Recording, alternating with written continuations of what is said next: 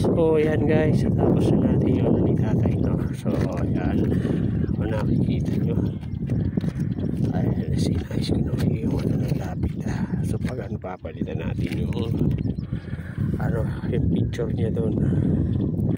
So hindi nyo po masyado ma-appreciate yan kasi hindi pa sila ano tawag rito, nakabuhay yung ano natin, yung araw sa gumabang. Pagka kumapal na yan, magiging maganda na rin pagka na ano natin, na kupitan.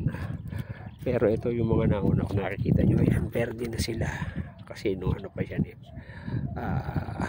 isang araw pa siguro, mga almost 5 days na yan simula nung natanim, kaya buhay na siya.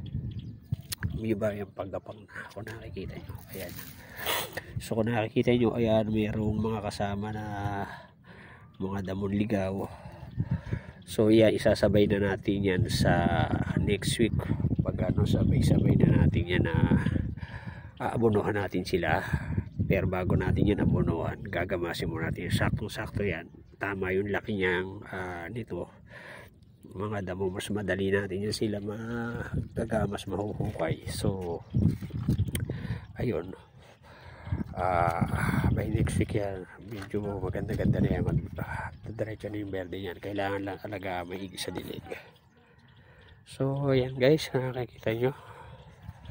So ayan po, pagka ano, sunod na araw ko naman ayusin yung gilid, yung may mga bulaklak. Yung tinanggal ko doon ng bulaklak, hindi ko pa na mabalik. Tanghali na rin kasi pasado, alas 10 na. Tsaka sakit yung kamay ko tsaka yung paa dahil sa mga langgam. So ayan na lang po muna ang update natin dito sa ano ni tatay. So maraming salamat po sa panonood. Ayan po, thank you guys for watching.